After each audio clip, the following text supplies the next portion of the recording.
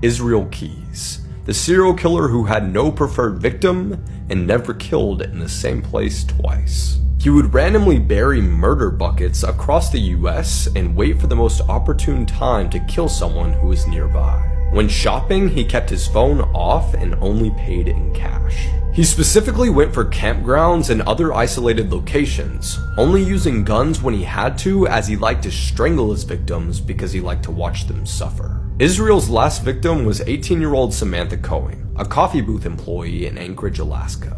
He kidnapped her from her workplace in February 2012, took her debit card, and killed her the following day. He proceeded to abandon her body in a shed and go on a cruise with his family in the Gulf of Mexico. 2 weeks later, he returned back to Alaska, where he removed Samantha's body from the shed, sewed her eyes open with fishing line, and snapped a picture of a 4-day-old newspaper to make it appear as though she was alive. Israel used this photo to demand $30,000 as ransom from her family. However, this ultimately led to his capture because police were able to track the withdrawals from his bank account. He died by suicide in his jail cell in December of 2012, leaving investigators clueless as to the true number of victims that Israel had killed. But in 2020, the FBI released drawings of skulls and a pentagram which had been drawn in Israel's blood and found underneath his bed, indicating that he had 11 victims as represented by the 11 skulls. To this day, the case still remains unresolved,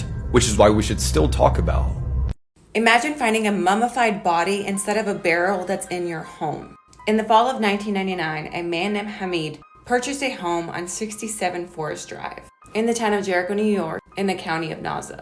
During an inspection for his home, he found a 55-gallon, 345-pound barrel in his crawl space. Due to the chemical warning label on the barrel, he didn't mess with it, but instead asked the seller, Ronald Cohen, to go ahead and remove it. On September 2nd, 1999, Ronald made a horrific discovery. When he opened the barrel, he found a bunch of plastic along with a mummified arm and shoe inside of the barrel. Authorities were called, and when they finally went through the whole barrel, they were able to identify a full pregnant woman that had been mummified inside of it. Authorities had determined that it was a young, petite woman who came from South America due to particular dental work that had only been done in South America at the time. Authorities were also able to determine that the cause of death was blunt force trauma to the back of the head. Along with discovering her body, they found a 17-inch fetus that was almost full-grown inside of the woman. Inside the barrel, there was fake leaves that was produced by Melrose Plastics. Part owner of that company was a man named Howard Elkins, who also happened to own this home in the 1960s. There was also an anonymous caller that called authorities and stated that Howard had been having an affair with a Hispanic woman that worked at the factory in the 1960s. The woman he was having an affair with was 28-year-old Reina Angelica Maraquin. Reina was also 9 months pregnant. Reina was a Salvadoran woman that was born there, but came to America in hopes of the American dream after her husband had cheated on her with another woman.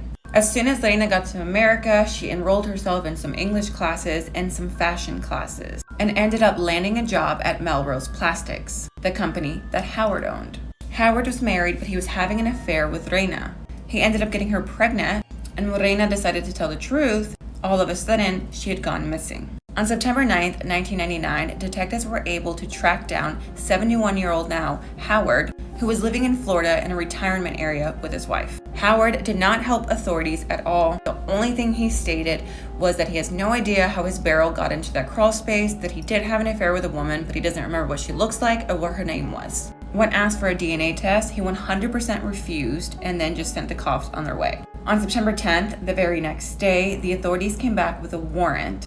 But by that time, they had discovered that Howard had killed himself in the neighbor's garage with a shotgun. Although he committed suicide, they were able to finally get his DNA, and the results showed that there was a 99.93% match between the baby's DNA and Howard's DNA. After years of not knowing what happened to her daughter, Reina's mother was notified. Her daughter was brought back to her in El Salvador, where she was buried. Only a month later, her mother passed away and was buried next to her daughter.